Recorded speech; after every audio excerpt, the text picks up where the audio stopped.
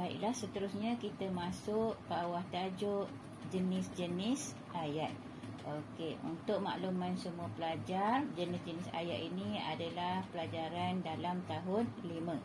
Okey, jenis-jenis ayat terbahagi kepada 5 bahagian. Okey, yang pertama, ayat penyata, ayat nafi, ayat kehendak, ayat seruan dan ayat tanya. Baiklah, kita tengok satu persatu jenis-jenis ayat. Okey, yang pertama, ayat penyata. Okey, ayat penyata ialah ayat yang diakhiri dengan tanda noktah. Dan ayat penyata juga ialah ayat yang menyatakan atau menerangkan tentang sesuatu cerita, benda, kejadian dan sebagainya. Ayat penyata juga dikenali sebagai ayat berita atau ayat keterangan. Okey, kita tengok contoh ayat penyata.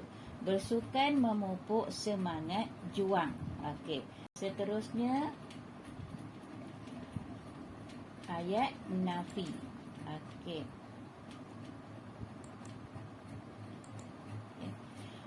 Maksud ayat nafi ialah ayat yang menggunakan perkataan tidak atau bukan. Okey. Dalam ayat nafi, dia mesti ada salah satu sama ada perkataan tidak ataupun bukan. Ya, tayati dal qahda bawa buka nunkan. Ya. Okey, contoh ayat, bukan saya yang ambil buku awak. Bukan saya yang ambil buku awak. Jadi kata nafinya ialah bukan. Ya. Kedua, saya tidak pernah berputus asa di dalam pelajaran. Okey, kata nafinya tidak pernah. Okey, jadi pastikan kalau ayat nafi mesti ada salah satu perkataan antara bukan ataupun tidak. Seterusnya ayat kehendak. Okey. Ayat kehendak ini terbahagi kepada 5 bahagian. Ya, ayat kehendak terbahagi kepada 5 bahagian. Okey, yang pertama ayat berbentuk permintaan, yang kedua pertolongan, yang ketiga suruhan, yang keempat larangan dan yang kelima jemputan. Okey. Jadi ayat kehendak ni ialah ayat yang diucapkan untuk tujuan memohon permintaan dan pertolongan.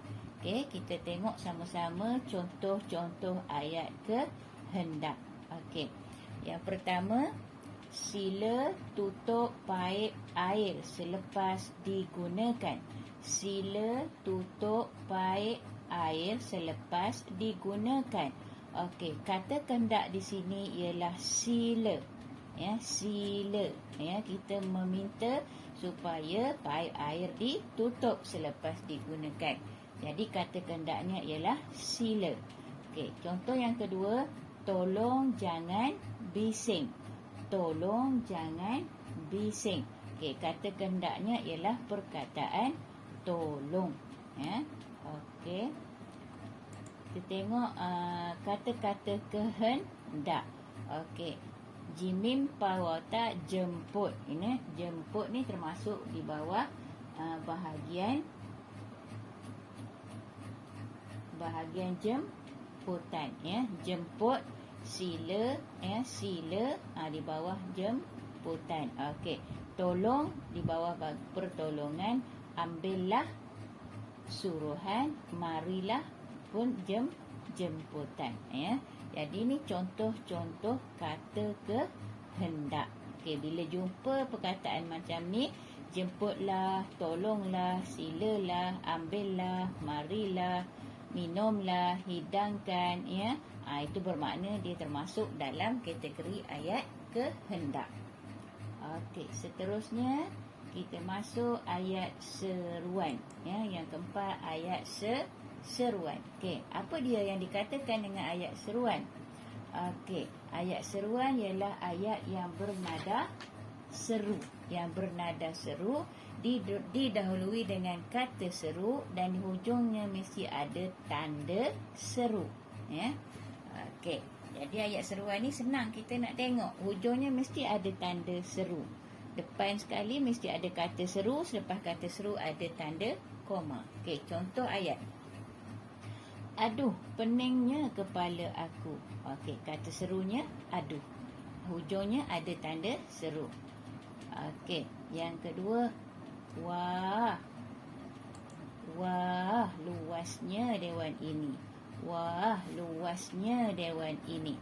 Wah adalah kata seru, ya, hujungnya ada tanda seru. Ini menunjukkan ayat seru. Okey. Dan yang terakhir kita tengok apa yang dikatakan dengan ayat tanya. Ayat tanya ni ayat yang paling senanglah kita nak kenal dia.